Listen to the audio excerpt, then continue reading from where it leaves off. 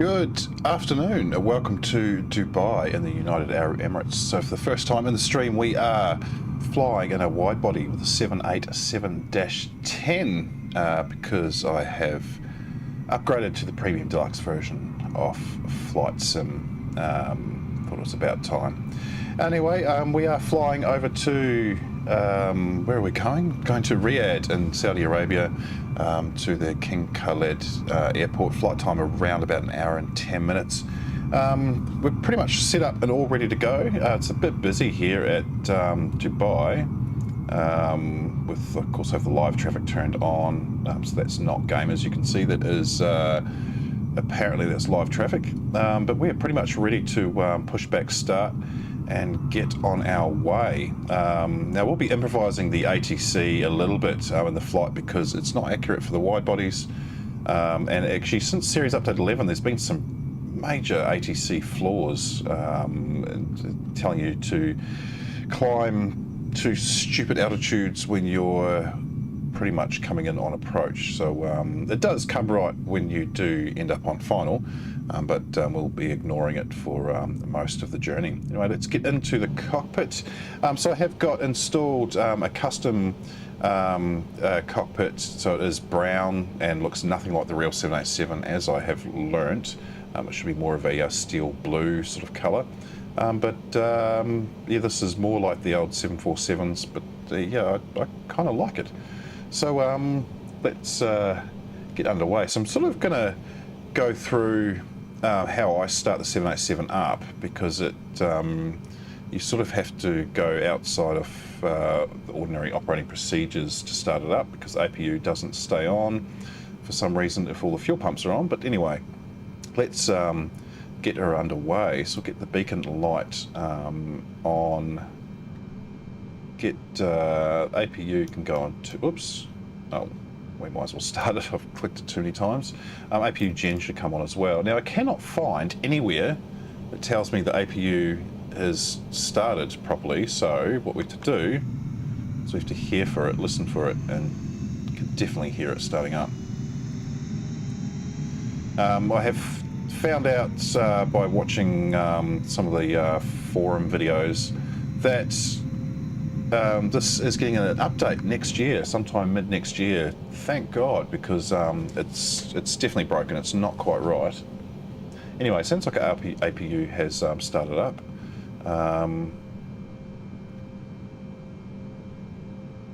So all we need to do is push back.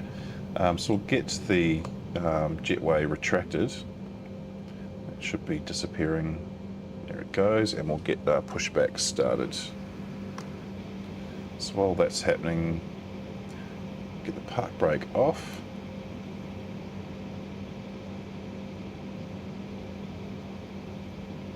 We're going to be pushing back our tail to the right.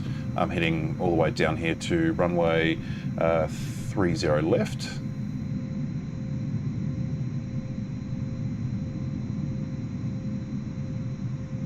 It's a real bitch to taxi too, because this thing is huge.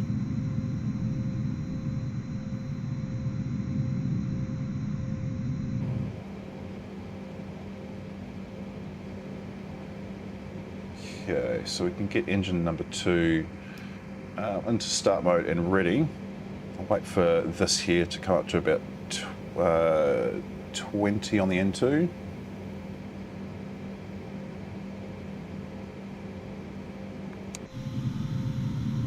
Oh, still got external power on. I can turn that off.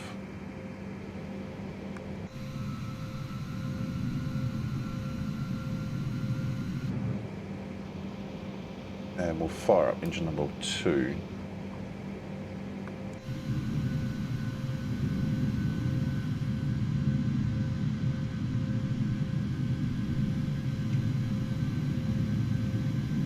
Hopefully for the update they do some something with the sound, because it's really quiet, this aircraft.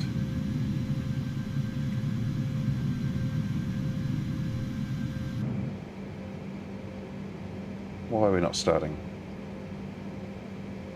Engine's not starting. Oh, awesome.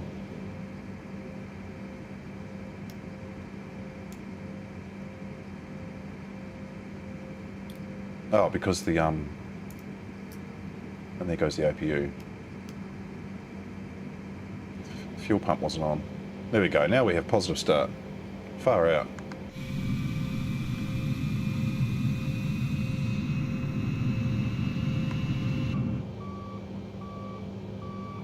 Okay, parking brake can come back on. Is engine number 2 actually rolling up? It is, yes.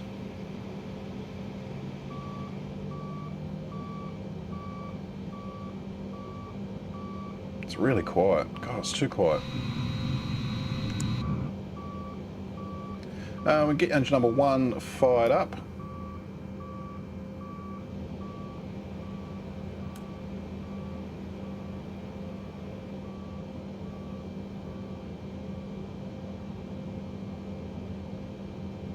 And we have positive start on engine number 1. Excellent.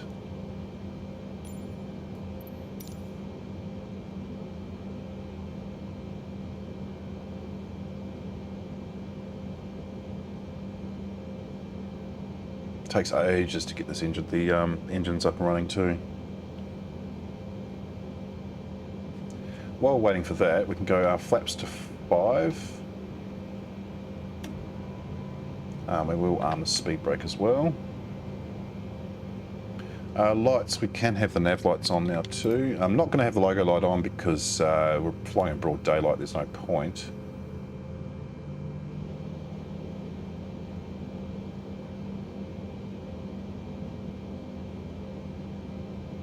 Go, engine number 1 is now all up, so APU can come off. We do leave the APU gens on. They actually should be on as standard when you turn the aircraft on. We'll get the rest of the fuel pumps turned on also. And we are pretty much, not that you'd tell by the noise, but we're pretty much good to go. Oh, do you know what I didn't do? Seatbelts. Oh, they were on. Yep. Okay, cool.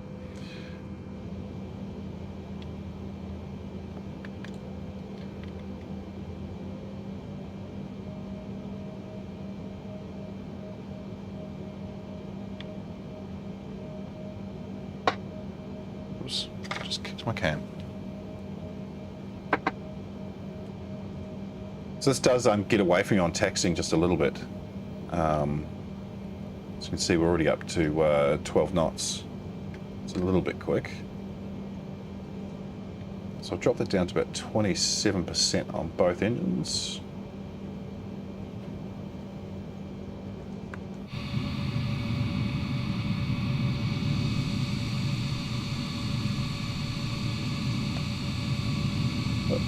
Another company aircraft just pushing back straight into us. Awesome. And there's a queue behind us. Whoops. Whoopsie. Luckily it's all AI traffic.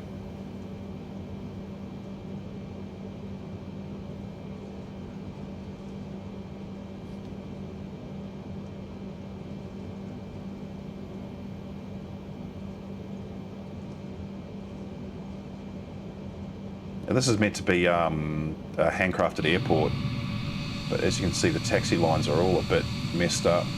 We can't taxi to the left because there's a big cross on it.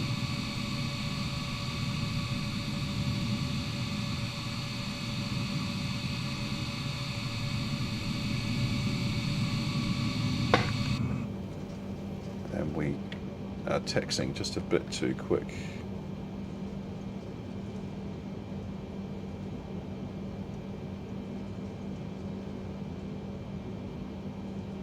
Let's get that speed down. We don't want to be taxiing at 23 knots. It's just a bit too fast for this aircraft type.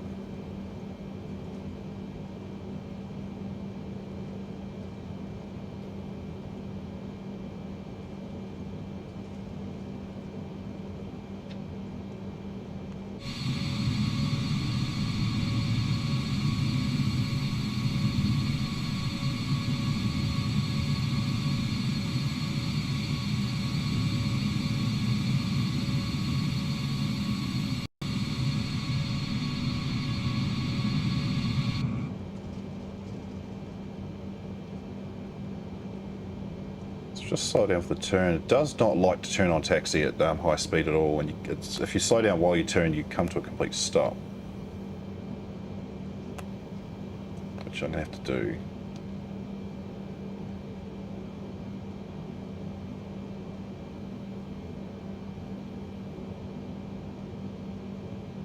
frame rate's not great at this airport either. See, it is a bit jittery.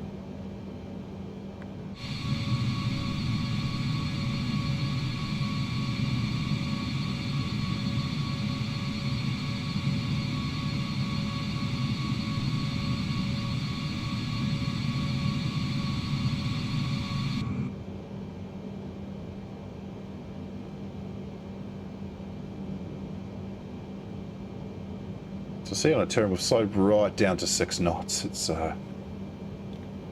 really hard to taxi this beast.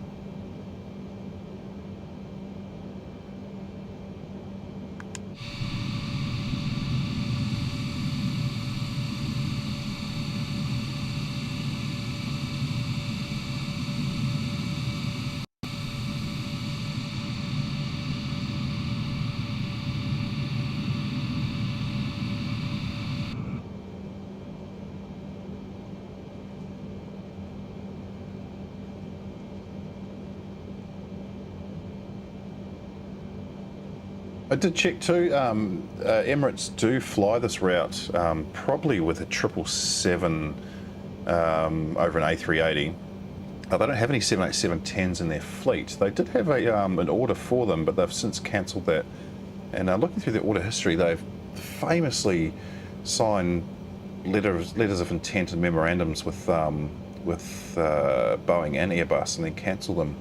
I would say that's probably due to the pandemic, how they're continuously changing the aircraft, and also with delays in aircraft deliveries such as the 777-9, A350, etc.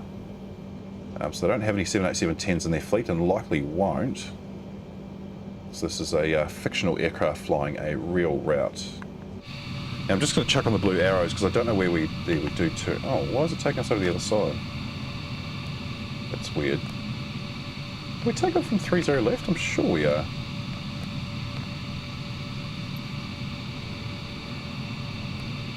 Hang on, I just need to check while we turn.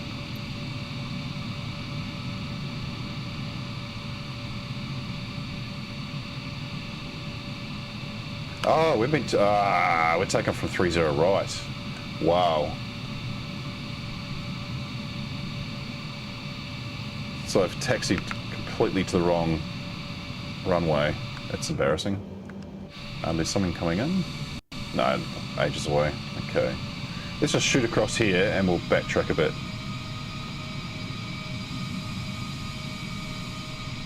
How embarrassing.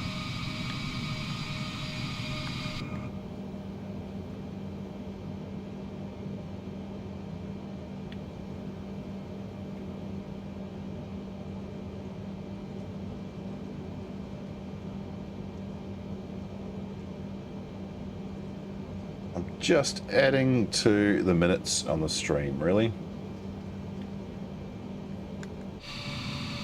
So we'll cut a left here and head back down to 30 right.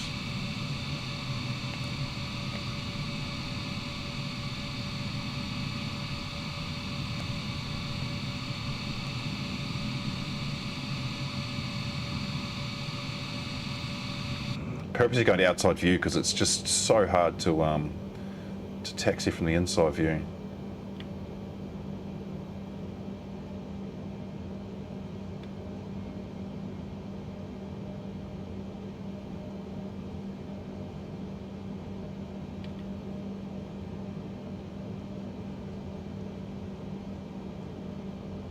Oh, we just got off the runway in time for that Fly Dubai aircraft to come in.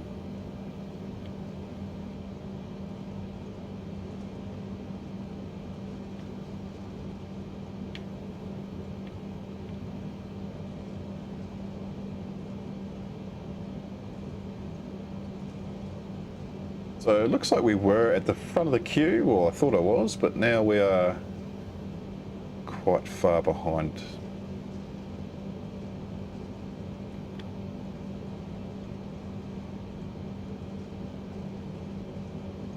While we're coming down to the runway, I'll bring up the weather for today. This is Dubai, so a few clouds, 4,500 feet.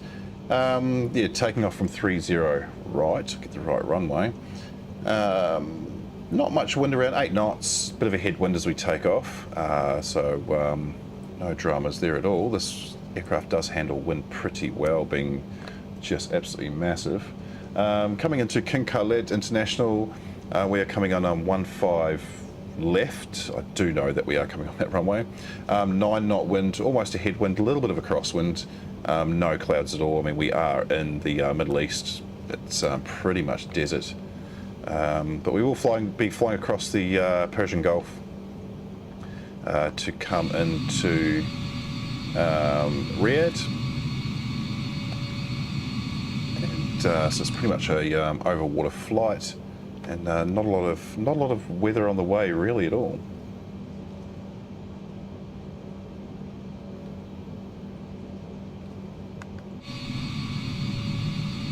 Alrighty, so I think we will turn right here. Yeah, we do, and line up. Well, no, we won't line up. We will wait for this company aircraft in front of us to depart.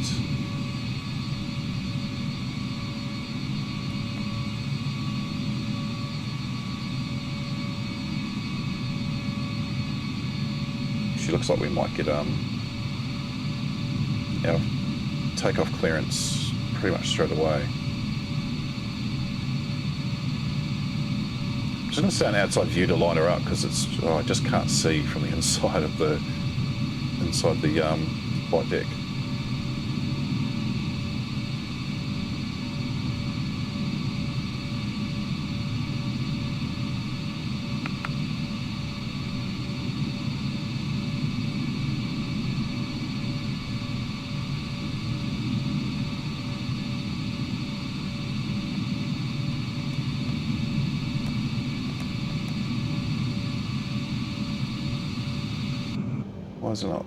Why is it not giving me clearance? Come on.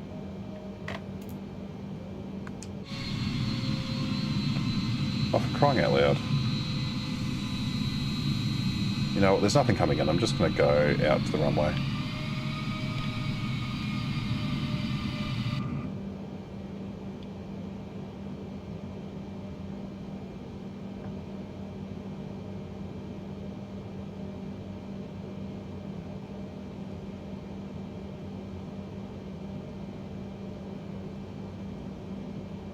Definitely why I think I prefer to be flying on VATSIM, so this might be a sign I do need to get a PC and start doing proper flights with study level aircraft. Oh, hang on, it did give me instruction, line up and wait, far out. Oh, for God's sake. Well, I'm not going to wait, I'm just going to keep taxiing down. There we go, okay, takeoff clearance, awesome. Right, so landing lights need to come on. We do need to turn on strobes. Auto brake needs to be set to RTO. Seatbelt's already on. And let's get her up to 50%. Ish.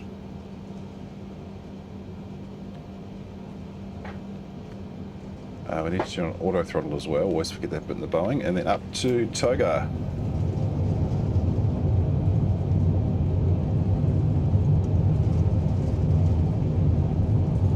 Try not to tail strike as I take off as well. 3, 1. And rotate. Positive rate gear is coming up.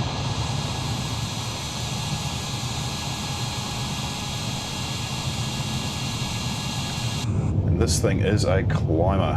Whoops, wrong button.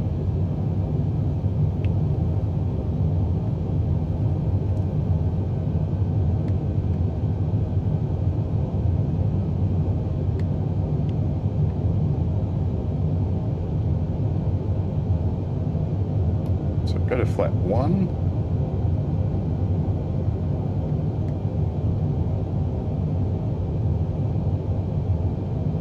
Oh, well, that's actually flap 0.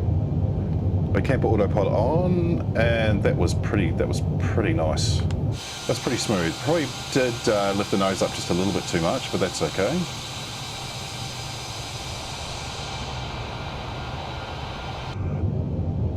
We can disarm the speed brake, and we'll check in with ATC.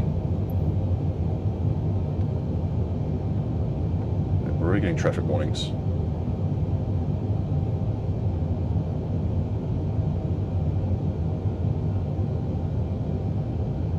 Climb to 8,000 feet. Okay, cool.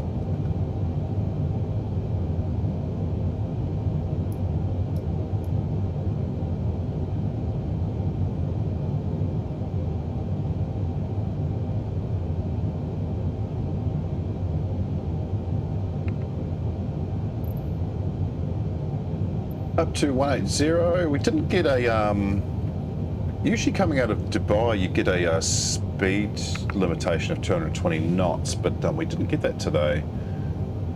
They might give it to us too late, which is pointless because we're already doing 250. We should see, yeah, we can see Dubai right behind us there. We're taking off pretty much straight out over the Persian Gulf. You can see the world map islands. We've got the palms over the other side too, and right behind us, if I zoom, that stick right there is the Burj Khalifa, world's tallest building, of course, but the rest of the city hasn't really been mapped all that nicely in Flight Sim. I probably can get the additional scenery, but I haven't, so we should be over 10. We are, so landing lights can come off. Just double check, everything else is all fine. Strobes on, taxi was already off. We are all good overhead. Up to 180.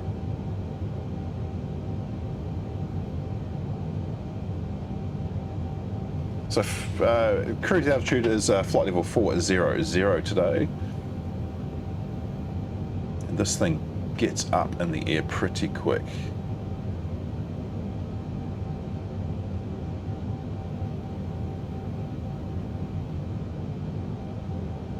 Not the easiest bird to land, but we'll see in about an hour how well we go.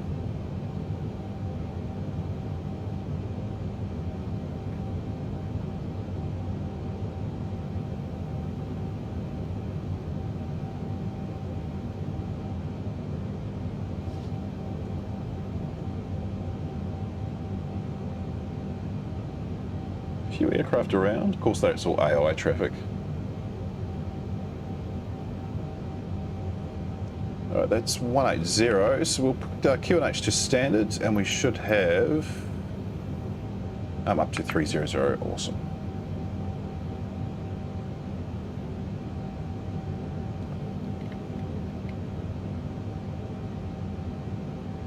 Now, obviously I don't have a motorized yoke, so I will be just moving the thrust levers to where they should be according to the engine thrust that's running.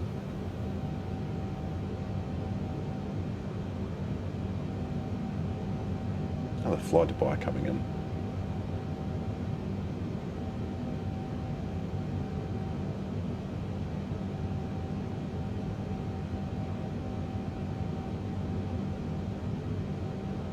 It's not the most scenic route today.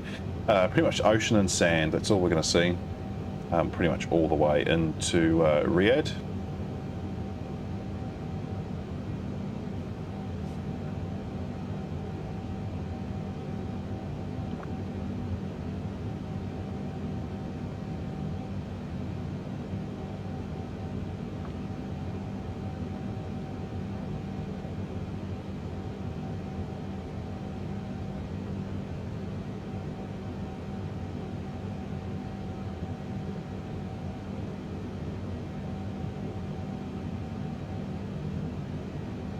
So it's taken quite a bit of practice to get this aircraft flying smoothly. There's little things that are broken in it, like the auto throttle doesn't light up until you do reach or get close to cruising altitude. It does stay off the remainder of the flight, but you have to know that you've actually pressed it once you can tell, because if you're in toga, these will be at 100% if you haven't pressed auto throttle.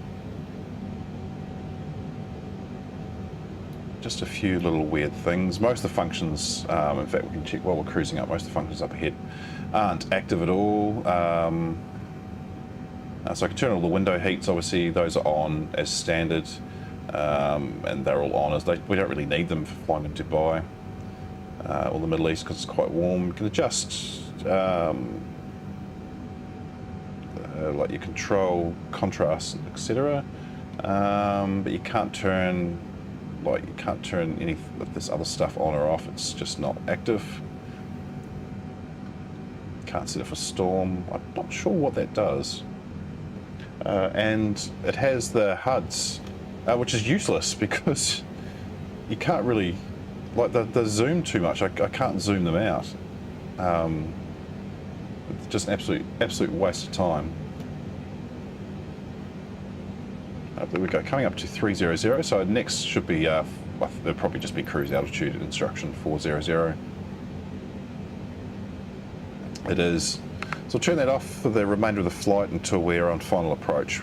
I'll probably refer to it for Q&H readouts, but that's pretty much it. So where it goes wrong is it tries to descend you as if you're in an A320, and you can't do that with an aircraft because it will just overspeed. If you try to descend with your vertical speed set too high, so 1500 feet is pretty much per minute is pretty much the maximum you can descend at to keep the speed sort of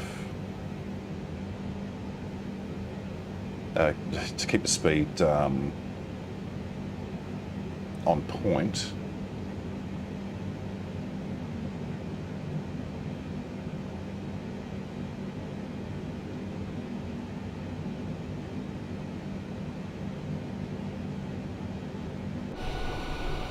She's a pretty fun aircraft to fly around in.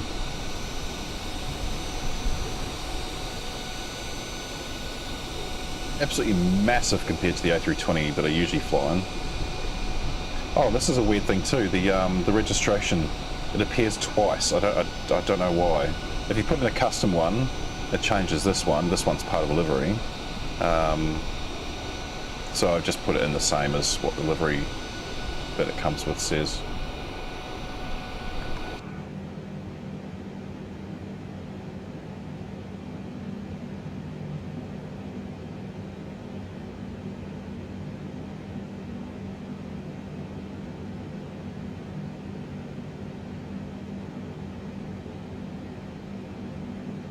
Flies a little bit faster than the A320 family as well, so it's 0.84, Mach 0.84, whereas the A320 and even the 737 is 0.78, 0.78.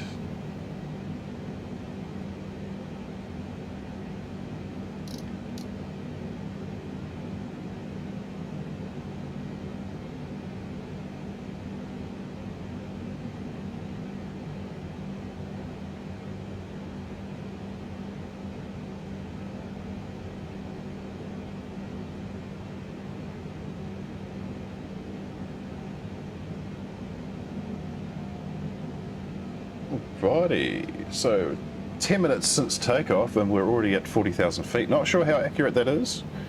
I mean, these GE NX engines are pretty massive and powerful, so it could be possible.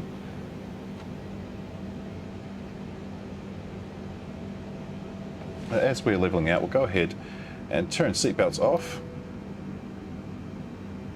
Just check everything else is still fine. Still having problems with the Turtlebeach where it activates buttons on its own, but hasn't been doing it for entire flights until you come into landing, and it's retracting the landing gear. Not ideal. So we'll see if that happens in this flight. It makes me very busy when I'm coming into land. That is us at cruising altitude as we head across the Persian Gulf to come into Riyadh. We will cross over Qatar and Doha International Airport on our way through.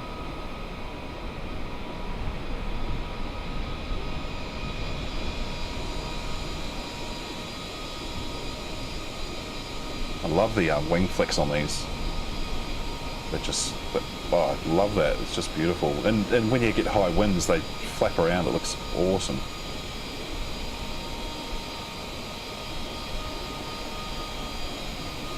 I think aesthetically they've done a pretty nice job.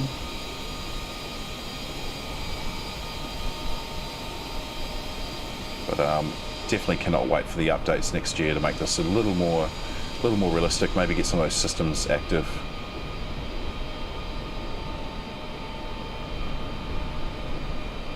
But well, since we're at cruise, I'm going to take the standard 5-minute break, and I will be right back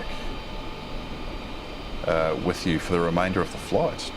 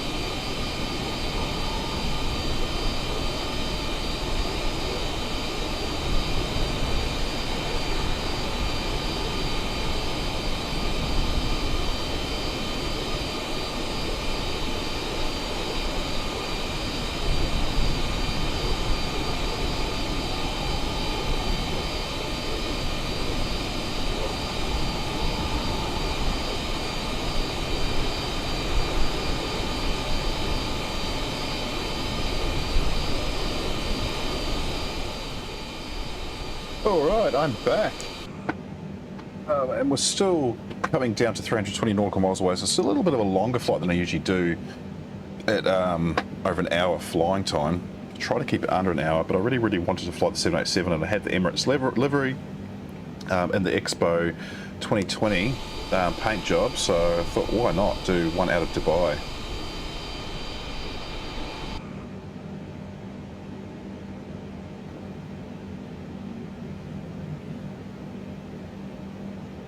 So if you have updated to, well, you have to have updated to Sim Update 11, you've got no choice. Hopefully it's going all right for you. I've found quite a few little glitches. I've been checking out the forums, people having the same problems, mostly with navigation. Haven't seen anyone else with issues with the Turtlebeach, which is interesting, but I did submit the feedback, and they did get back to me finally. It did take me a little while, probably because they were inundated. And there's been a firmware update, and that hasn't actually fixed the problem. So I might have to just reach out to Turtlebeach again and let them know still problems. Hopefully they're working on it. I mean, all in all, the Turtlebeach has been pretty good. Definitely, if you're looking for a more of a budget solution to Yoke and Quadrant, and you're on Xbox, then yeah, I recommend it. If you've got a bit more of a budget than maybe the, I can't remember what it's called, is it the honeycomb setup, and they've got that box that plugs into Xbox. If I go PC, I won't be keeping the Turtlebeach. I'll be probably moving on to something like the honeycomb. Is it honeycomb or honeywell? It's honeycomb. And I'm getting the amazing Quadrant as well, and flight pedals. I haven't got the Turtlebeach rudder pedals just yet, because they're a little bit on the pricey side, and I do have other expenses coming up that I need to prioritise over gaming expenses. But one day I'll get actual rudder pedals. I'm quite happy flying with the triggers at the moment. And of course, me getting a PC, I know I keep saying on stream, I might get one, I won't get one, I don't know if I'm going to get one, am I going to get, I have no idea. It all depends on how the WASM launch goes for Sim Update 12, and if we get some more stability in the Xbox, and how we can integrate some of the third-party aircraft into the Sim, which would be amazing, PMDG 737 being one of them. And will VATSIM come to Xbox? We don't know. It's so not a definite maybe. It's a million miles away maybe. Would be nice, but I think I will have to go to PC if I want to fly VATSIM. And I mentioned 737 before. The Bredock 3D 737 MAX 8 is currently parked in my hangar. It's not going to be on stream anytime soon, because with Sim Update 11 it has broken the aircraft. I'm not going to try and apply for a refund. I don't think that's fair on the developers. I had thought about it, but I will stick with it and wait and see if they do have another update. Currently version is 1.7.1. I think they need to really look at the systems in it and maybe release 1.8 if they can. It's flyable, but it's not streamable at all. My displays inside the flight deck go blank once you're on final approach, and it's really difficult to land without system displays in front of you. So that will remain off stream for now. But I did like the announcement from Asobo, and how the next world update is going to be New Zealand. That's of course where I am originally from. I live in Australia, but I am from New Zealand originally. So looking forward to them doing a bit of work in New Zealand. For some reason, so I've got add-ons like ground vehicle and a ground vehicle add-on, and it doesn't work in New Zealand. I don't know why. I did recently buy Auckland Airport because I am going to be streaming that early December, a flight from Christchurch to Auckland in the Air New Zealand 787-10, which is a fictional aircraft for now, but that is coming up. In fact, I'm going to bring that up on screen, because why not? If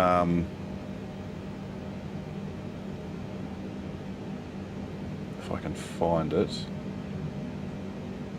So that will be coming up in, in December. Where are you?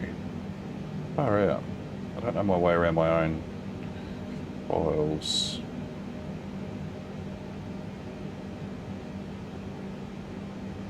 There it is. Yay.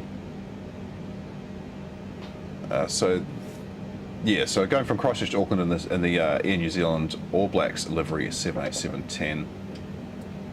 I can't remember the date, early December. And of course we don't have the New Zealand update until till February, so that stream won't be on there. But I have got the Auckland Airport, the custom Auckland Airport, specifically for that stream. Before that, we're back in the A321. We're doing so this will be New Year's Day actually, so I don't imagine many will be watching on that day. It will be New Year's Eve in the Northern Hemisphere. It's A321 from Latin VFR going from Manchester to Billund. Of course, Billund is in Denmark. It's the home of the Lego Group. And we will do a bit of a drone cam flyby of the Lego house, because they have actually created that in the sim, which is kind of cool. And that's about a 50-minute flight from Manchester up to Billund. And we're also finally doing a flight into St Martin, which is otherwise known as the Princess Juliana Airport, in the Delta A320. A bit of fictional flights going from I can't pronounce it, Curacao, which is an island just off the tip of South America, and into St Martin, or Princess Juliana Airport. And I have other plans. We're doing another wide body. We're doing the 747-8 freight version in the Qantas livery from Brisbane to Sydney. So that should be a little bit of fun as well. And what else have we got coming up?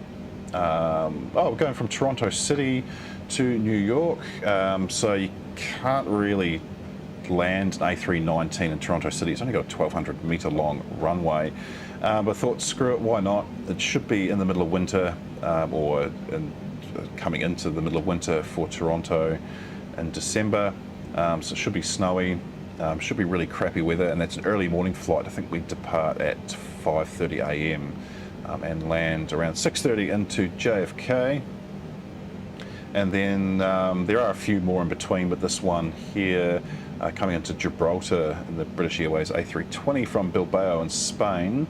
That's a fun approach. It's pretty much hand landing all the way. There's no ILS. There is RNAV, but I prefer to hand land into Gibraltar. It's always a fun airport to fly into. So that's what is coming up over the next month, with a few more in between. You can already see Qatar coming up in front of us here.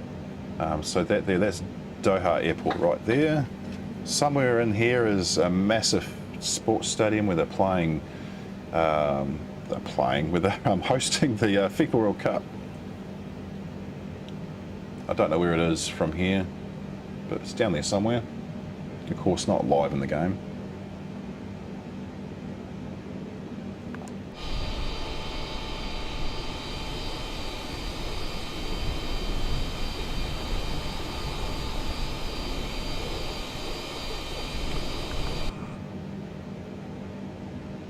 So we've come down past the 320 mile mark, so we are a little under halfway. And once we do hit 160 miles away, we will request to begin descent down into King Khaled Airport in Riyadh. So that airport does sit 2,000 feet above sea level as well. So we're not landing at a sea level airport.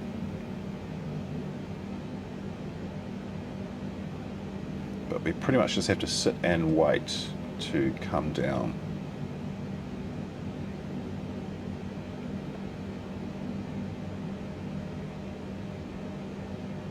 So if you are a flight simmer enthusiast and you do want to fly along on these live streams, definitely can. I fly on the East USA server.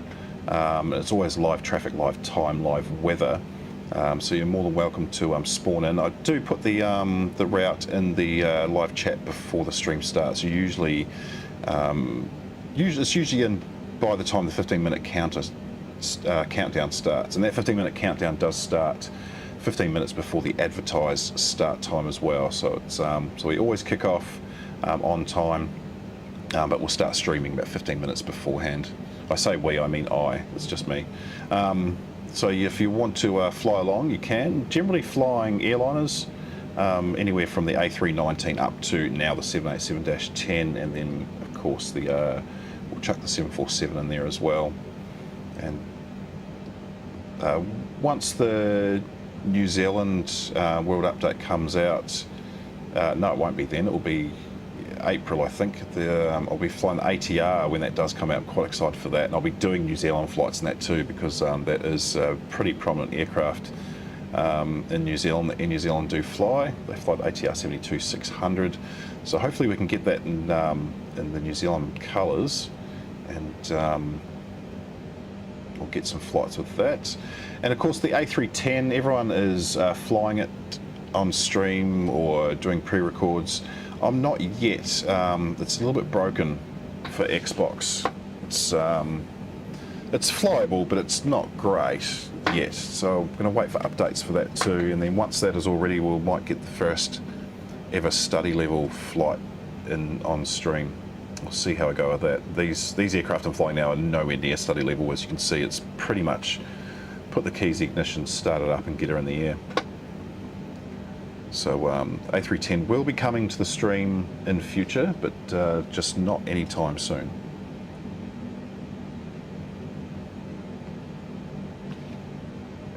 Also, I want to wait until we have some liveries available for Xbox on the A310 as well, because at the moment it's just the standard, the Boeing, sorry, not the Boeing, far out, the Airbus livery and the standard Microsoft and Xbox liveries. No, I want to fly actual airliner paint jobs as much as I can.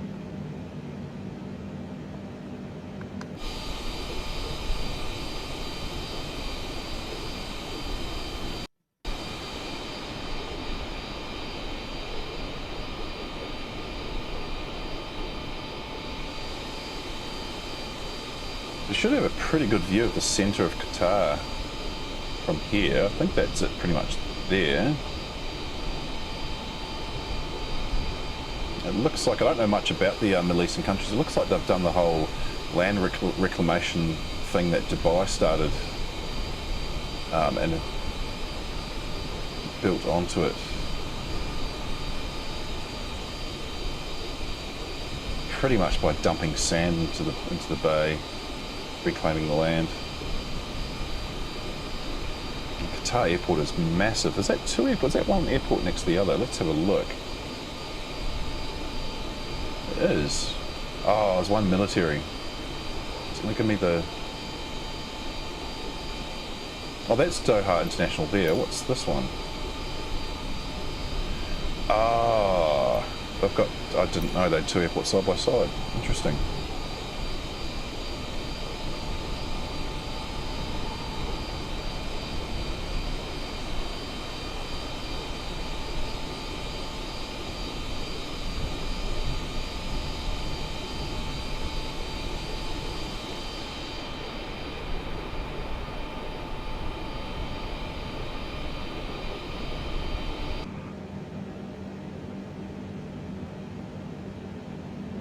So just check the weather real quick in Riyadh. So we've got 9-knot wind at 170, so it's going to be more or less a headwind as we come down. Thank God, because this thing, because it's so big, it sort of gets blown around just a little bit in the wind with a crosswind landing.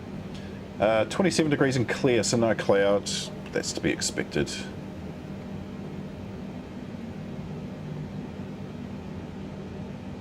Oh, and another glitch with this aircraft too is the nav display, which is where the mouse is circling around now. that freezes up, and I wonder if it has now. So I'm just going to adjust it and put it back. Yeah, I think it had actually frozen, maybe. So I'll keep an eye on that. Now, because we're not relying on ATC to send us, we have to make our own decisions. I really have to keep an eye on where we're at. And when we're at 160 away, because we're at 40,000 feet, I'll start our slow descent down into Riyadh. We have got a bit of a dogleg turn to come down onto 15 left.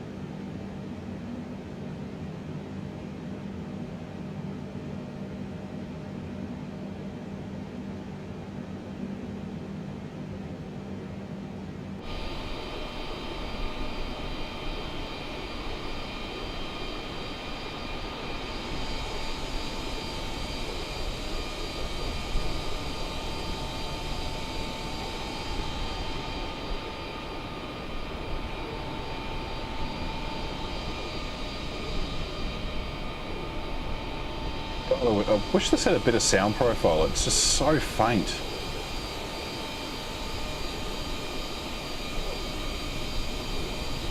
There's a couple of other gamers in the...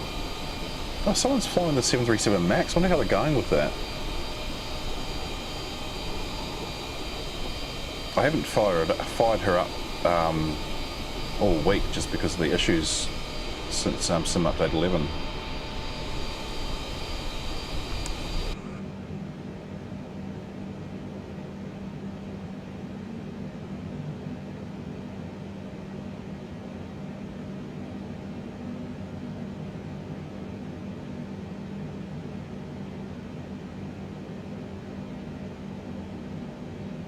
Just another 80 miles to go and we'll start our descent. How long have we been flying for? 34 minutes. It's about another 30 minutes, 30 to 35 minutes until we're on the ground in Riyadh.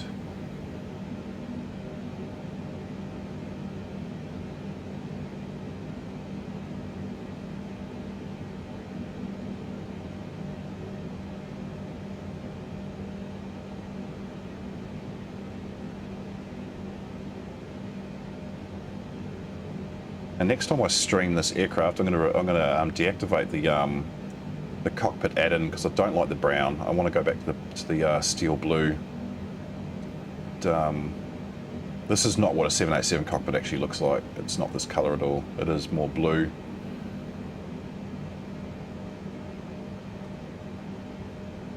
Not blue like an Airbus, but it's like a dark blue trim. Looks a bit nicer. This is shit brown, it's ugly.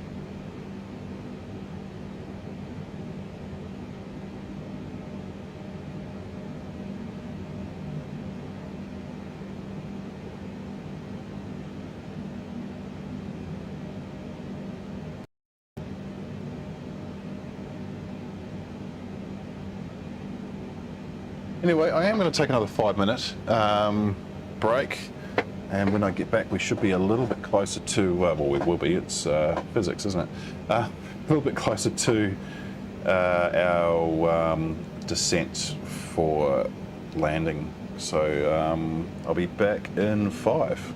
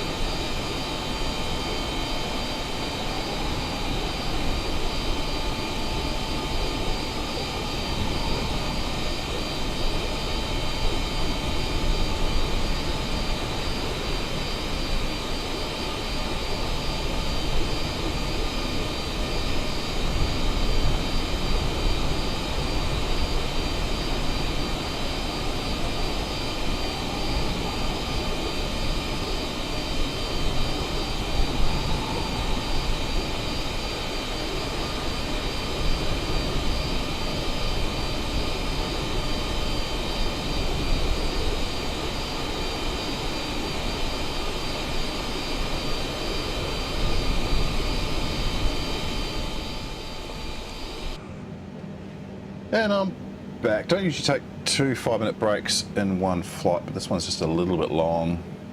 Not the most exciting. The weather's pretty clear, but we're not too far away from making a descent down to Riyadh, so just another 30 or so miles, I think. And of course I'll request that with ATC as we come down.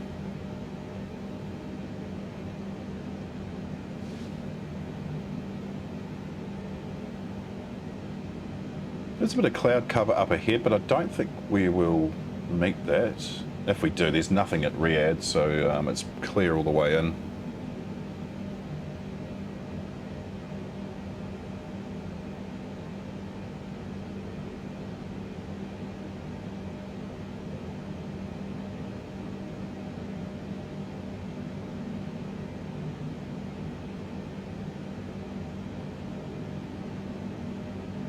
It looks like the nav display hasn't faltered on this flight, which is nice.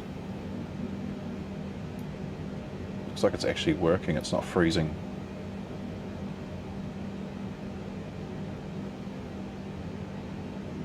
But we'll see what happens with the Turtlebeach as we come in, if it has those weird glitches that activates any one of these 10 buttons that my fingers are running along on the webcam.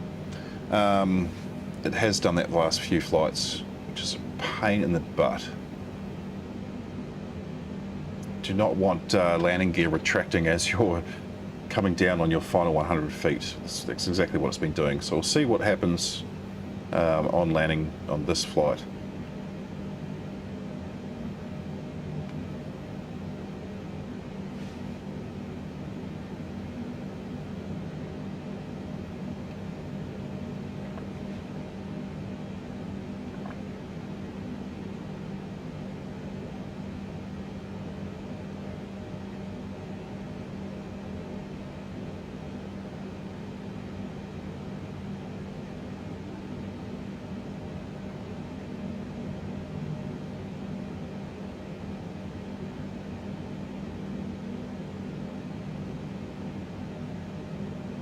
Just another couple of minutes and we'll begin descent. So initial descent will be 1500 feet per minute, and then we'll slow it right down as we come in.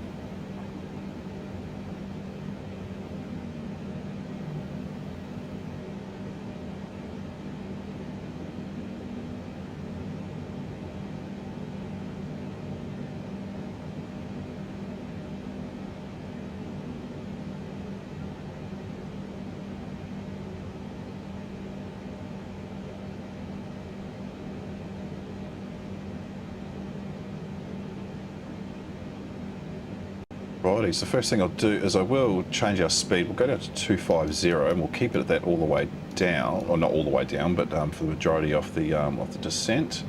I will request descent as well, so decrease off. I'm just going to do intends to start with. I mean, it says descend maintain 320, expect 300, but I'll ignore that, and we'll just take us straight down to 300. Go down at 1500 feet per minute.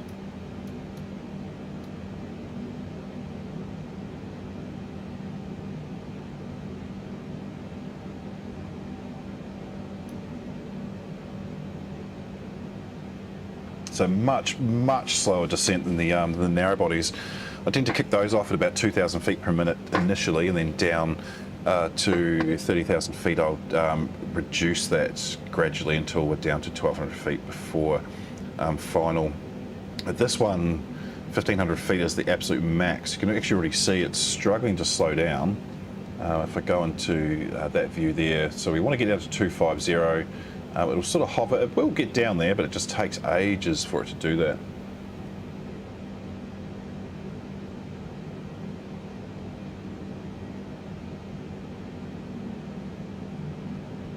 In previous streams too, I have mentioned this Metar-TAF app. Something's going on with it at the moment where it's not updating quick enough. So at the moment, it's this weather showing was 36 minutes ago, which is okay, but when I was setting up the flight plan out of Dubai, it was I had to wait. It was 65-minute delay, so I just had to. I could have waited, but I just made a guess on which way the wind was going to be. The game does tell you, but it's as soon as you spawn in, it can be different. It's a bit of a pain. And that is a paid app as well. I think it cost me 13 Australian dollars. So I'm not too sure what's going on with that. You can access the, if you don't want to pay for the app, you can access the website Metar-TAF.com, I think it is, or just search Metar-TAF and you'll find it.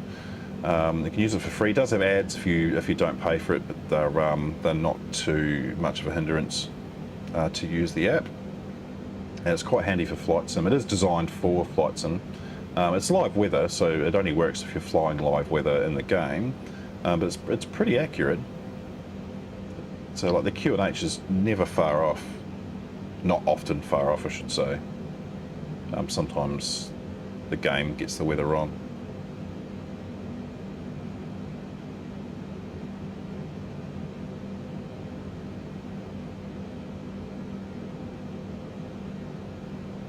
So you can see our speed down to just about down to 253, so it is slowing down. It'll get there. Landing speed in this aircraft, I usually do it at around 100, or not around, I do it at 145 knots. That seems to be the sweet spot for this bird.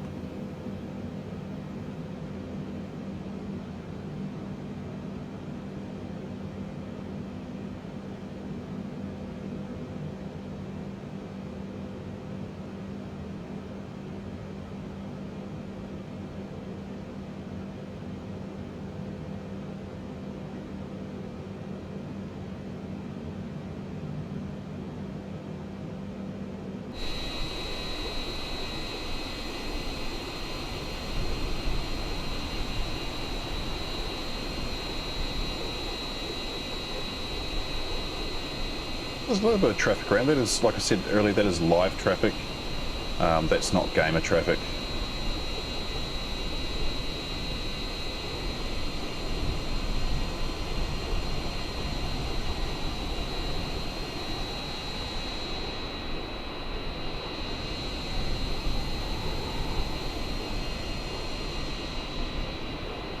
Oh, another thing, another glitch that this aircraft has, it will deviate from its flight path dramatically, or try and do a 180-degree turn.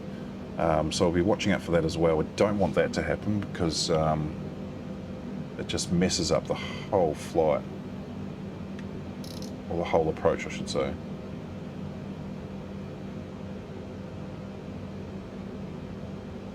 I wish we had the option to just not have the heads-up display. It's just pointless. It blocks just a little bit of the window. It'd be cool if it worked properly, but that's absolutely useless. What am I supposed to do with that? Maybe that's something else they'll fix when they do the updates of this aircraft next year.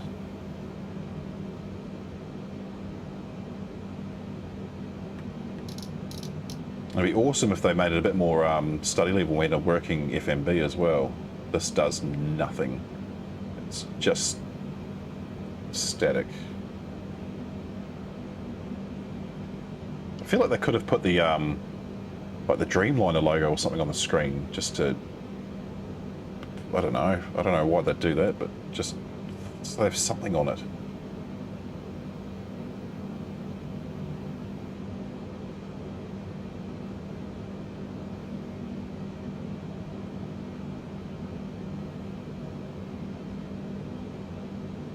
And one more other glitch, I've found many, is if I change my altitude and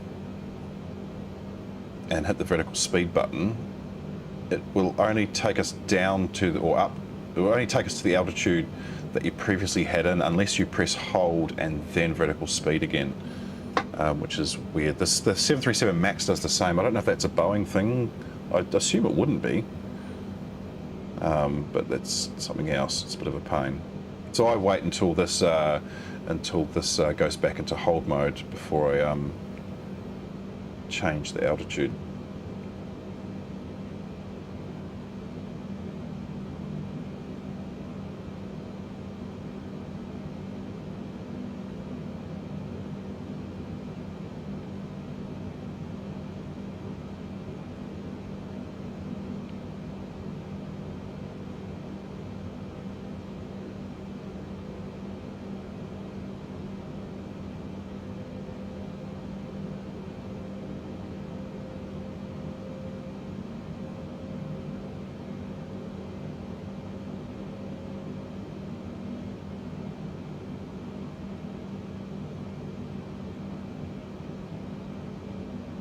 Okay, I'm going to request another 10 down. What's it going to tell me? It's telling me to go straight down to 200. And we'll continue doing that at 1500 feet per minute as well.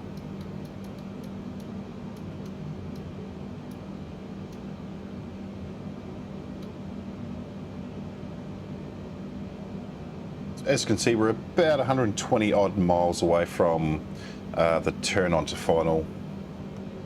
So our descent rate is tracking as expected. And speed is holding at around 250 knots. It's good.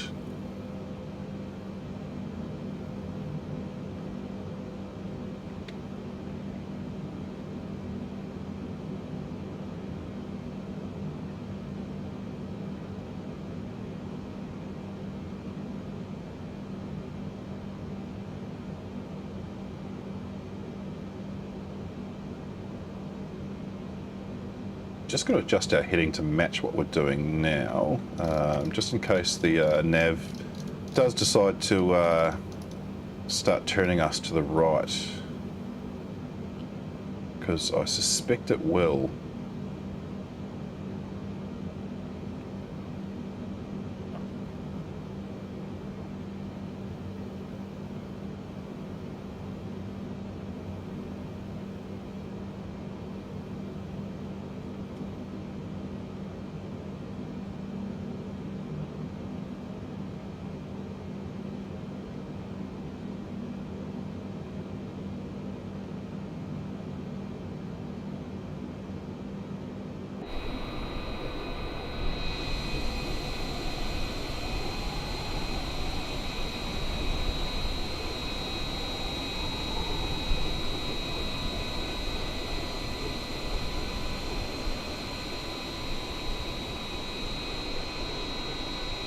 Not a lot to see between coast and Riyadh. There's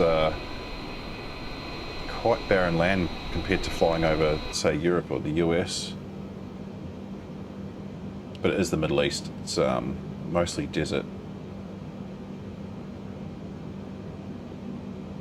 There is an airfield down there.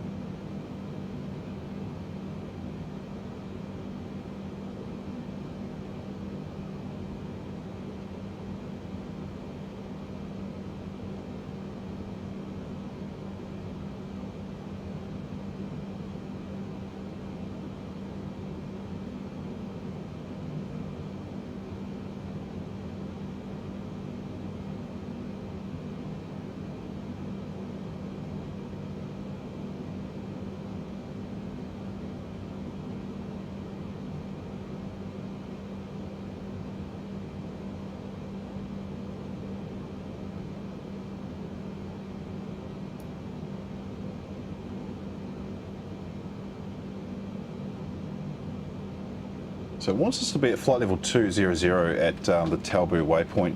We'll be, I think that would be about right to how we're tracking now. And it's around between the Kobox and Talbu waypoint that the nav wants to send us off to the right. Haven't quite figured out why it does that yet.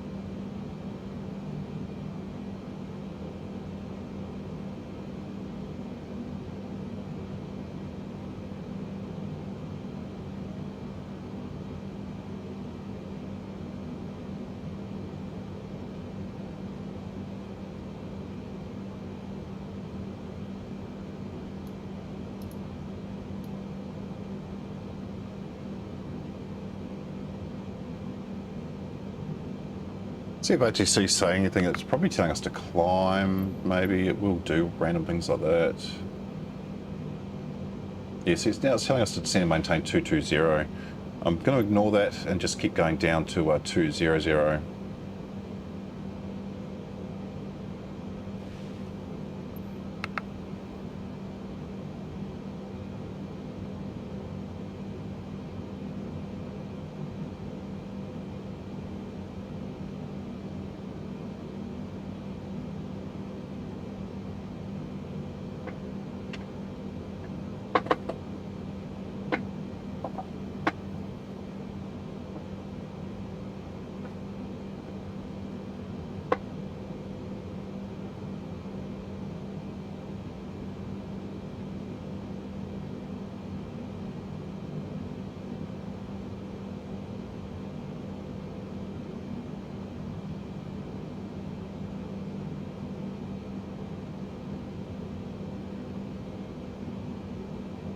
And it should be telling us to expedite our climb, I imagine.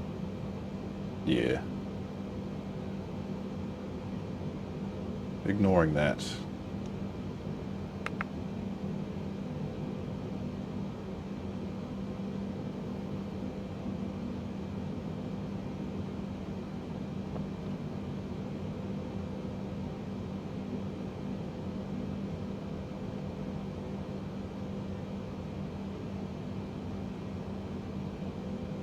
We will sit at 200 until we've passed Talbu waypoint, and then we'll get on down to 10,000, and then we've only got 8,000 to go, and we will be on the ground, hopefully in one piece.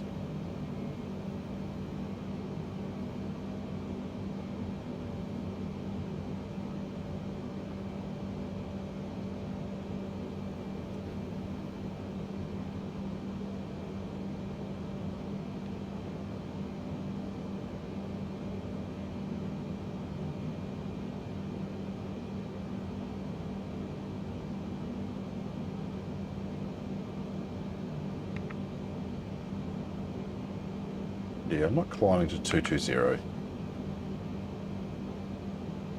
Just bugger off ATC.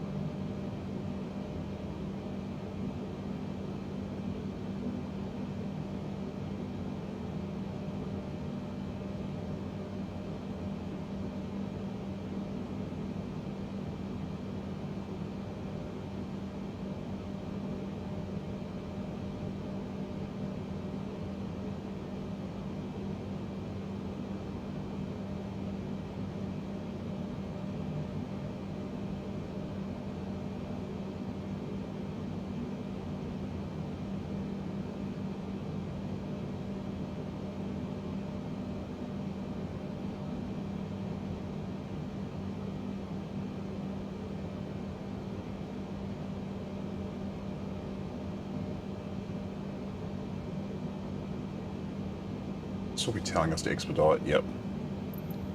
It's just going to keep saying that. If you do fly the 787-10, expect, just ignore ATC. Use the rule of 4 when flying this size of aircraft. So that is, if you're 80 nautical miles away, you should be at 20,000. And we're a little over 80. So if you stretch that flight path out, we're probably at about 90. So that's why I'll keep going until we're at the Talbu waypoint. And then, yes, it's still telling us to climb. And then we'll make our way down to 10,000.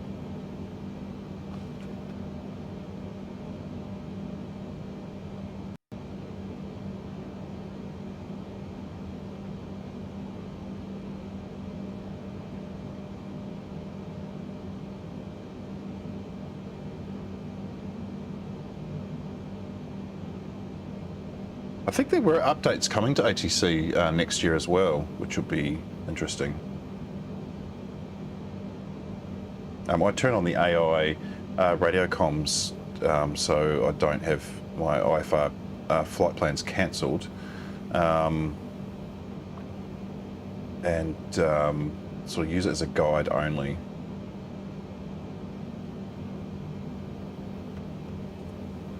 Do keep checking it though. Still saying expedite. Yeah, nah. Not happening.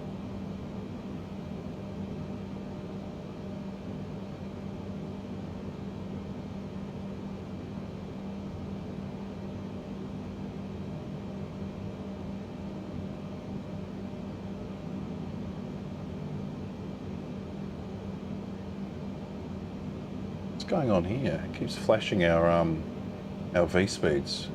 Oh, it stopped. Okay. Oh no, it's doing it again.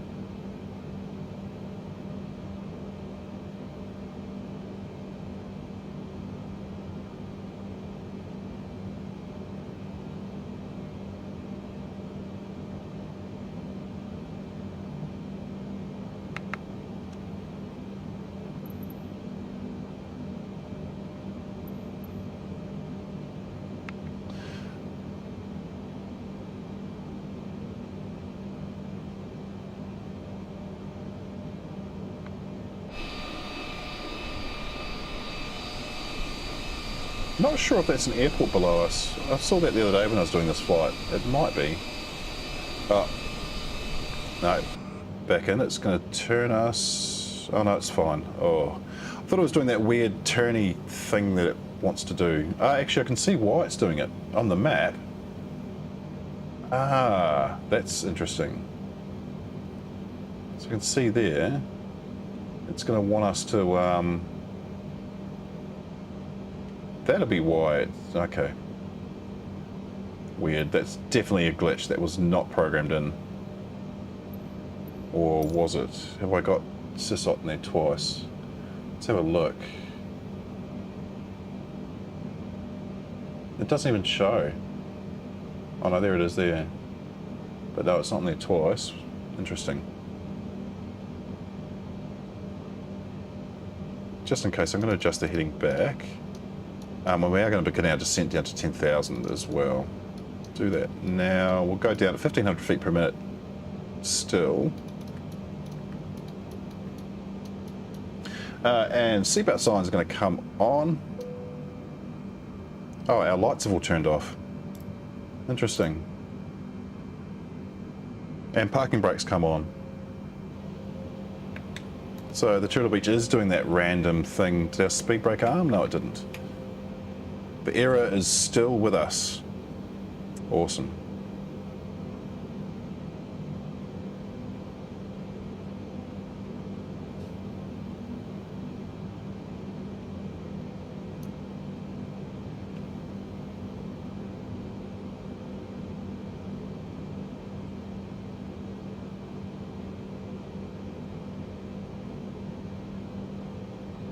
So we should be at 10,000 in about 40 or so miles. So around here, somewhere about 10,000, which is fine. And we can get down to, I think 5,500 is where we'll meet the glide slope, which is 3,500 feet above the runway.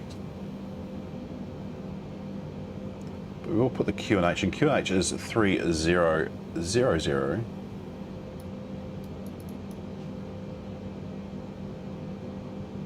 See what ATC is saying. It's probably still telling us to...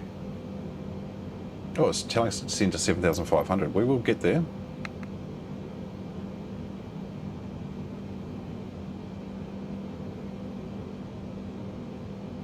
You can see the errors in this. So it's... was telling us to expedite climb to 220, and then in the next breath it's saying to... then 14,000, then 7,500.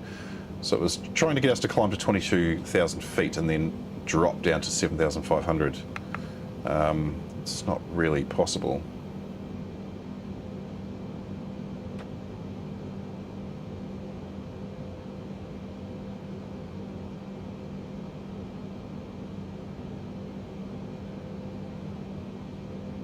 Yeah, now see it's doing that turn thing, is it? Yeah, it is.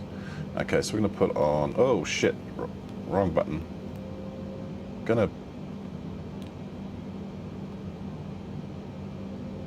get us back on track, and keep descending at 1500, not 18. What the hell's going on here? We're just, yeah. Just the random errors that you have to put up in this. Our speed's gone up to 282. We'll go back down to 25. Actually, we're going to go down to 220.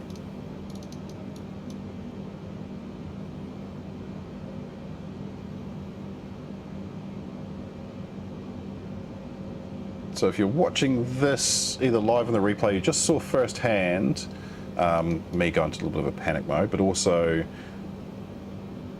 the errors that happen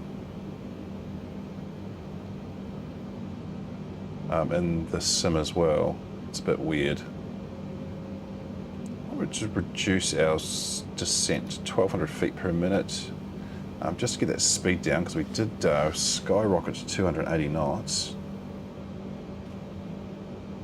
And might have to put some spoiler action as well, just get our speed down.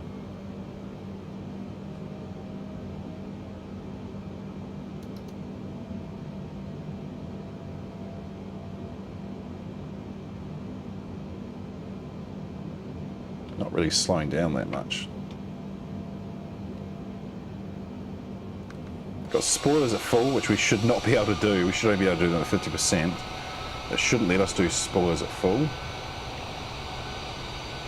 But we will do that anyway. We can probably put lateral nav back on. It should turn us to the right now and take us down that track. Not too concerned about the speed really. It's the altitude I'm more concerned about.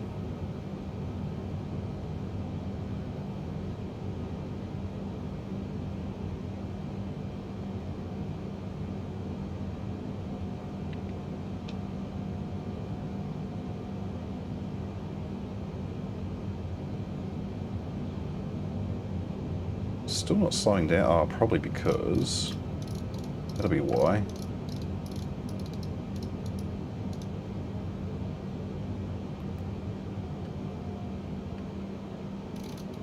That's better.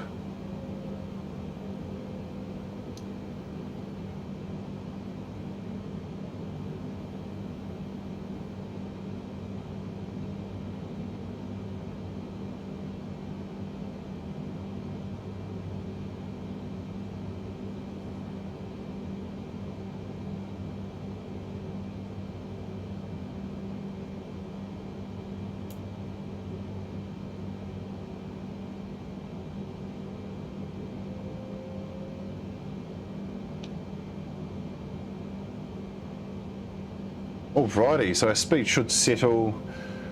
Altitude's a little bit on the high side, but we will drop down to 5,500. We've got well over 25 miles to do that.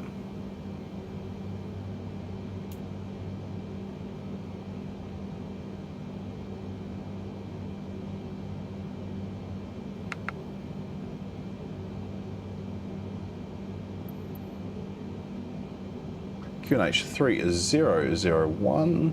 So you can see here, the Metar was not far off. Did that adjust? It did not. There we go. Awesome, and we're back on track. Speed's a little high.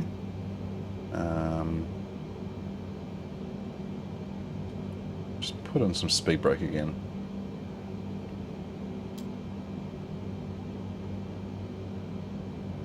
And going down to 10,000, so we'll get the landing lights on as well. Well, I did hear some clicks, so I just want to double check that the lights are all still fine. They are. Seatbelts are still on.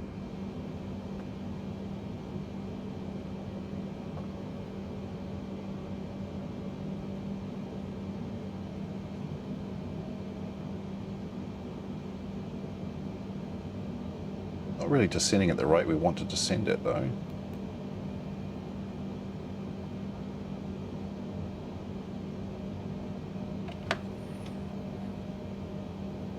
This happened to me, oh, because we're at 10,000, that's why. We want to go down to 5,500 now.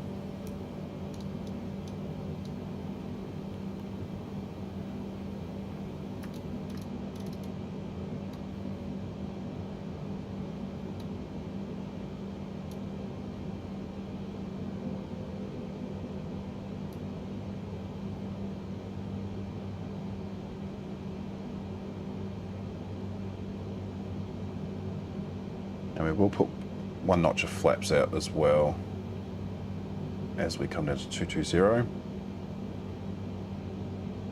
I'm awfully calm for the fact that this went to shit pretty quick. Just saying.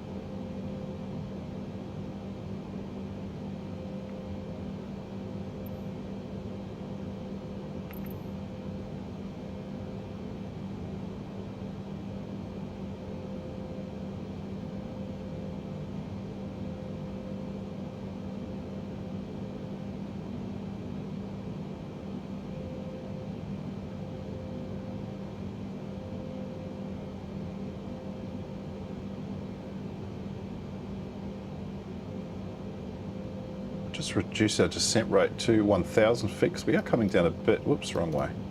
We are coming down a little too quick.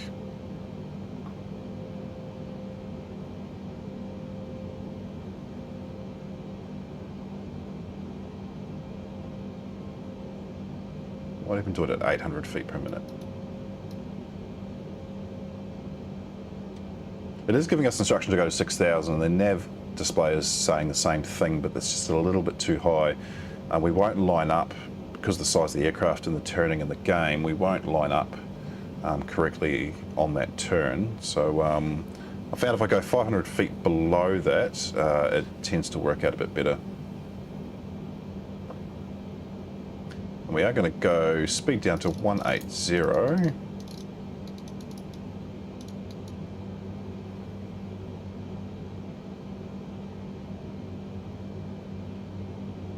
And once we're below there, we sort of go flaps to 5.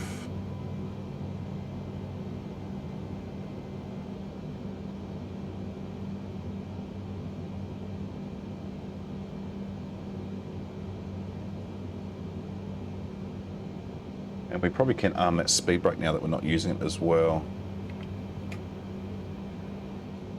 Should not need it for the remainder.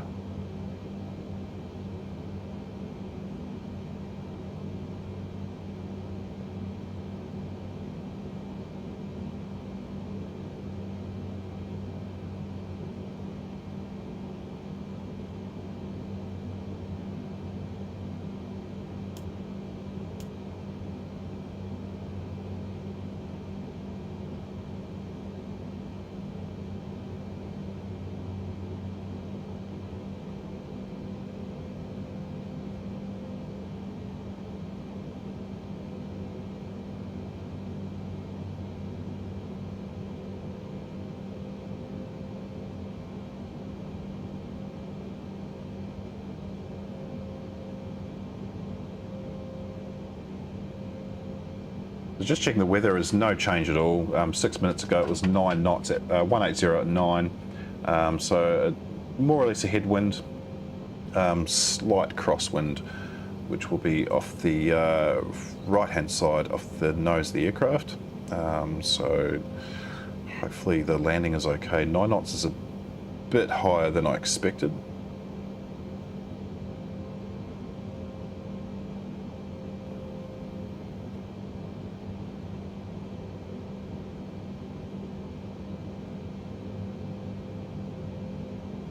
Might put some more flaps. We should actually be at flaps 10.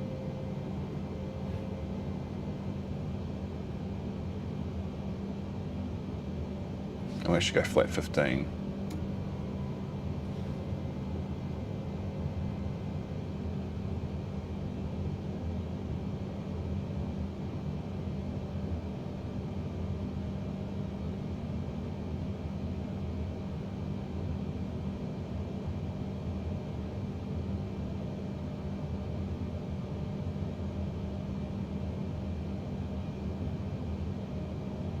Go flap straight to 18.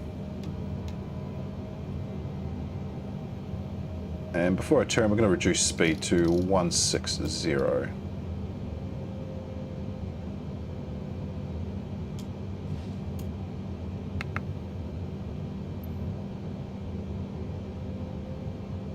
Awesome, we have got landing clearance already as well. So you can see the ILS Diamond has gone back from solid to up the door. Now it's gone solid. That's all good. It's up the top. This one should line up before the... so the horizontal diamond should line up before the vertical. It will go over a bit, as it does. It always does that. Flaps need to be at 20. But it'll come back and reline. And we'll hit the locator button. And we've got runway in sight, of course.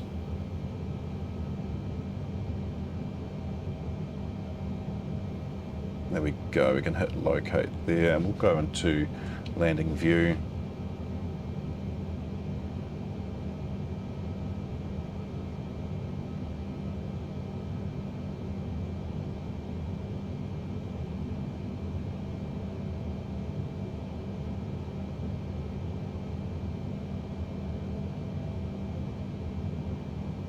Beautiful. The wind's only around 15, 16 knots at this altitude, so it's not going to blow us around too much. We can activate approach.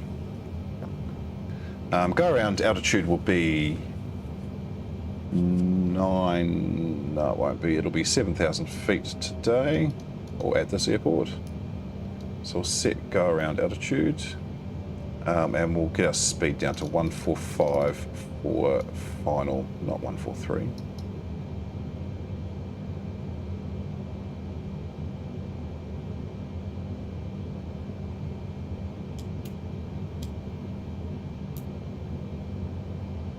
You can hear that clicking. It's the throttles. Every time they go right back to idle, they do click. I'm just going to check our lights are all good for now. We've still got landing lights on. We will turn the taxi light on as well. Actually, no, we don't need it. We don't need the taxi light. Seatbelts are still on. Everything is looking all good.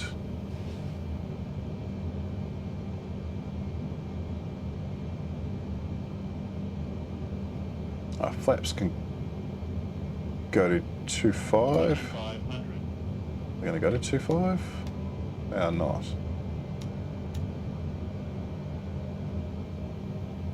You see the flaps are broken as well. They're at 20. And I can't get them to go to 25. It says they're there, but they're not. That's actually flaps full. Ah, fuck it, we'll leave flaps on full. Gear can come down too.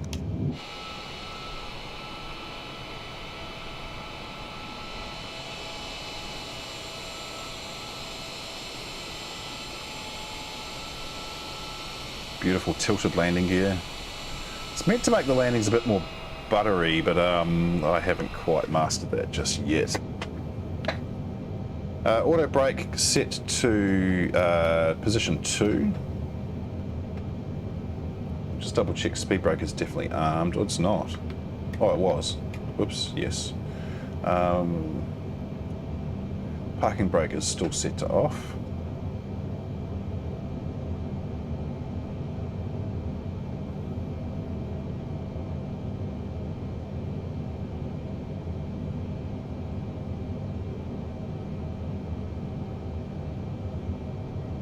Now we don't seem to get allocated a gate at this airport. It wants to take us all the way out to the freight stands. Probably because it's just a standard airport that comes with the game. But I might improvise. I'll see if there's a gate free. Because I've got live traffic turned on, there's probably not. But we'll see.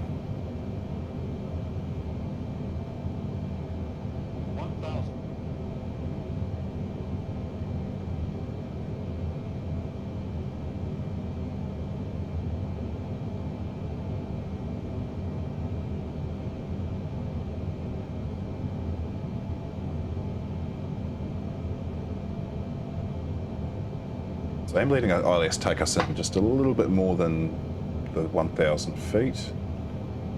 And I will disengage autopilot soon, probably about 500.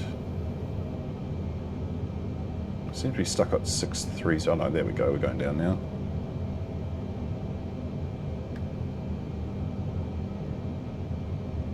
Okay, we'll go manual. Oh, see, landing gear just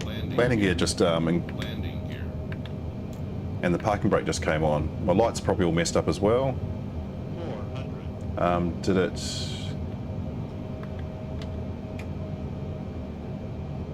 300. Hopefully the landing gear stays down.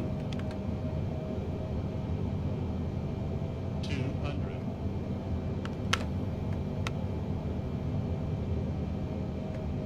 100. Come on, get down, you bastard. 50. 40. 30. 20. 10. Come on. We're off to the side a bit, but it's all right. There we go, and touchdown. A little bit wonky, but that's all right. It was a bit of a crosswind landing. 2 in reverse, by the way.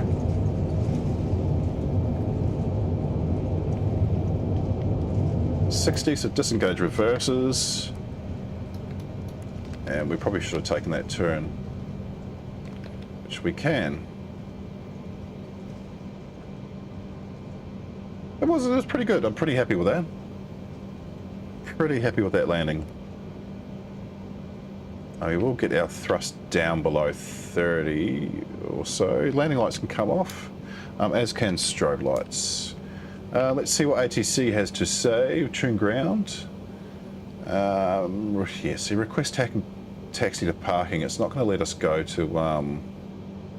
it's taking us to general aviation. Anyway. I'm going to put the... where is it? I just need to see where it's taking us. Yeah, all the way down there. Is there a gate free? Yes, there's no gates free.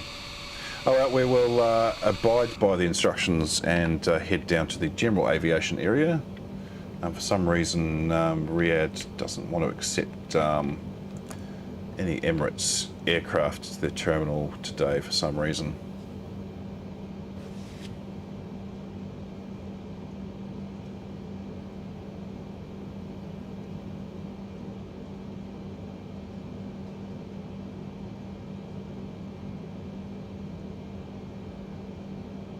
Once we've made the turn and we've lined up a bit, I'll check the overhead, because I'm pretty sure I messed up the lights. Well, the Turtlebeach did weird things with the lights, and I'll probably actually turn the strobes back on. So let's have a look. No, the strobes are off, but the beacon's off. The beacon was off. We'll leave the nav lights off.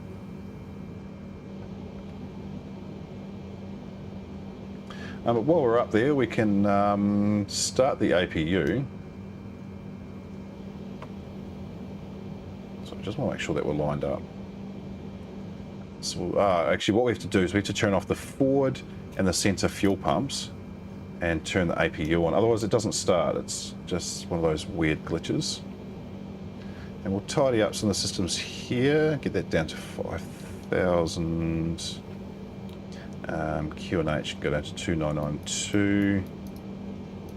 I don't know if that's normal standard operating procedure, but that's what I do. I can hear the APU winding up, which is good. Flight director doesn't need to be on. Where are we going? Oh, we're turning... Where are we going? Oh, I don't know yet.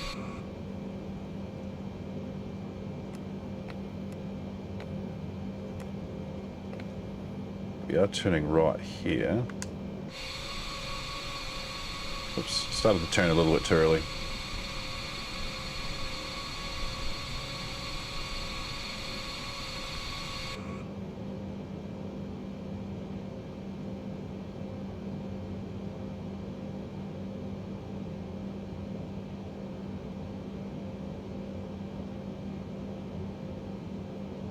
We near stop on it, that's so annoying.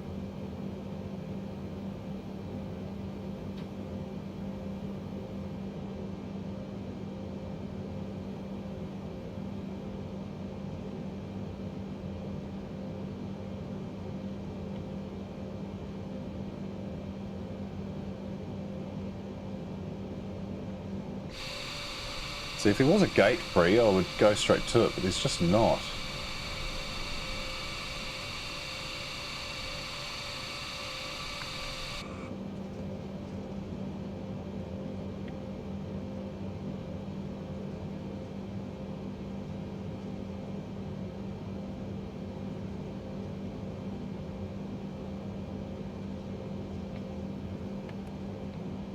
And the sweet spot is around 9 knots for turning.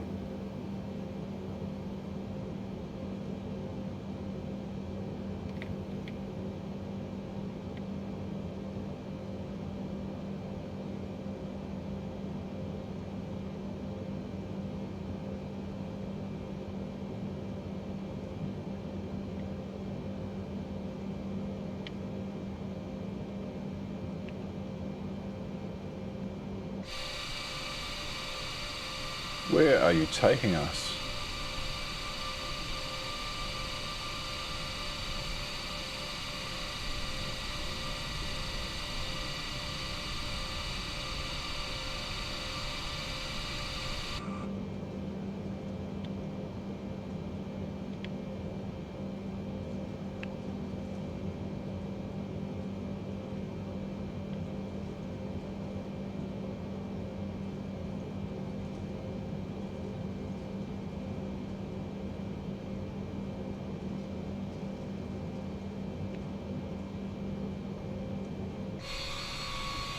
What is it doing?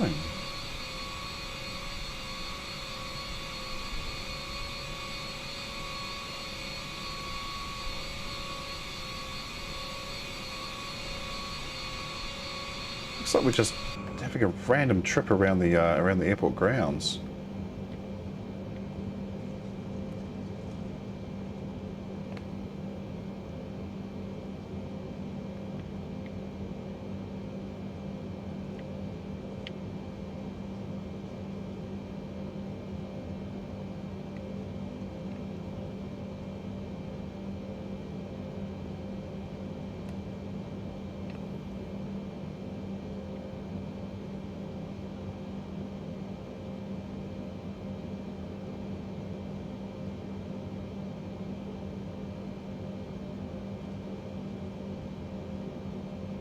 Got a fuel tanker playing chicken.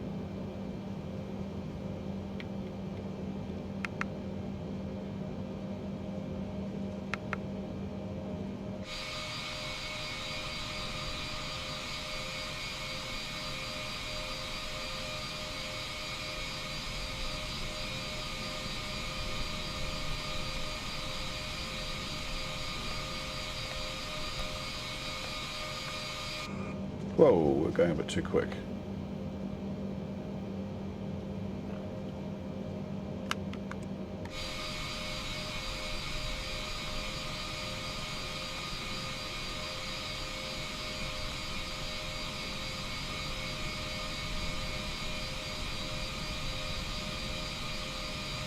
Took that a bit wide as well.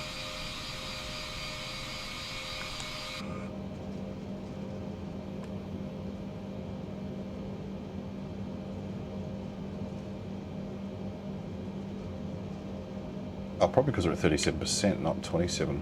Okay, I really want to know where we are taxiing to. This is really weird. Are we just burning fuel now?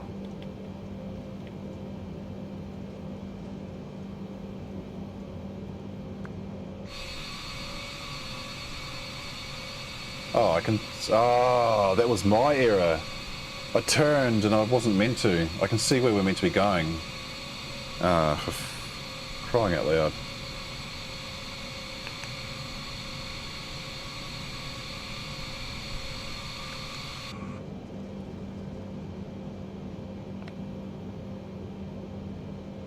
Oh, there's C. Okay, so we're on L.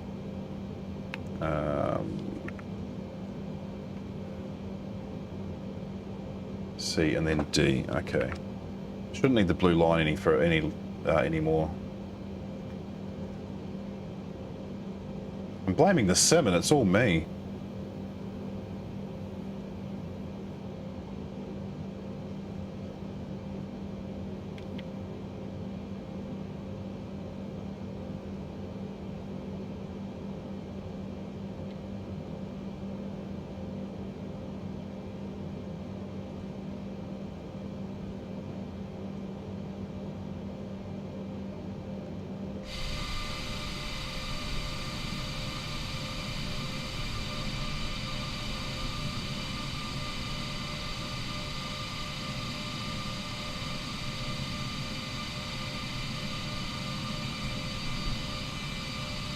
Oh, it's doing it again.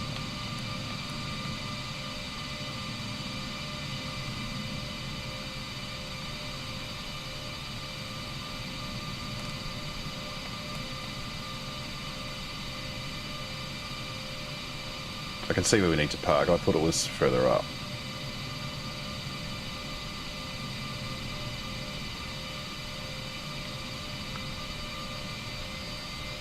We're parking there.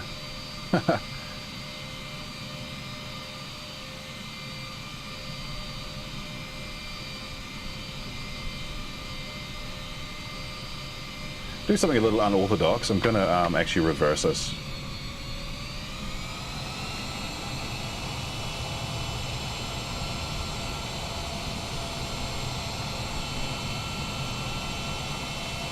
Oops, that was too much brake.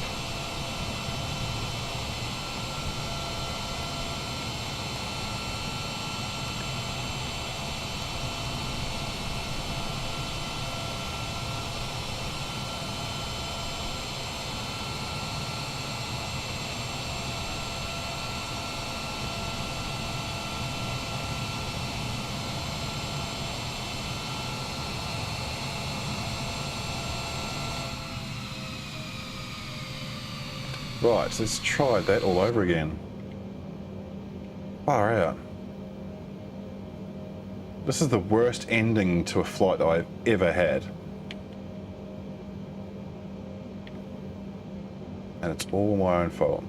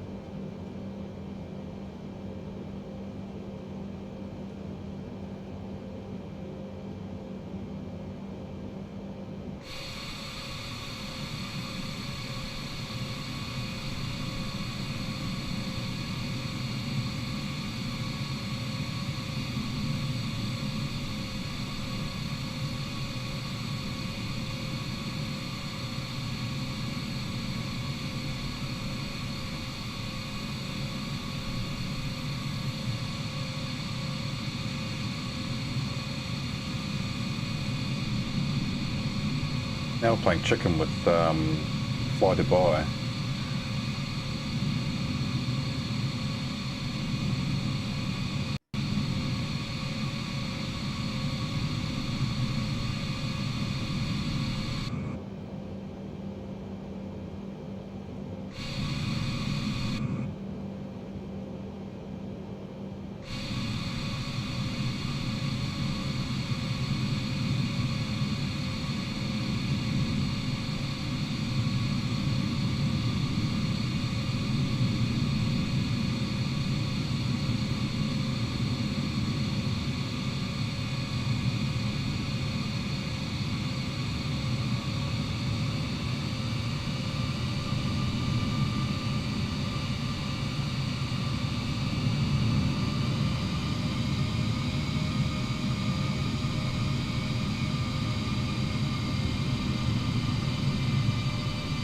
Alrighty, wow, that was ridiculous. I cannot blame the game for that at all.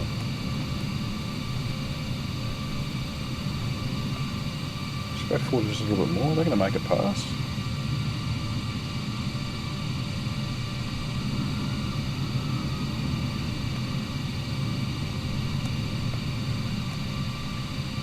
Okay. In position. They're going to keep. Yeah, they keep. Okay, we're fine now. Alrighty, let's get engine 2 and 1 powered down. Turn the beacon off. We can also turn the seatbelt sign off. get the external power on. APU can come off as well, and we will turn off all the fuel pumps. That's all we have to do to shut down the aircraft. That's pretty much it. It's pretty basic, really, but that is us. And what the fuck are you doing? We are going to be mated by a fly-by aircraft. Interesting. Have I taken your spot? Okay, maybe I was meant to go over there. Interesting.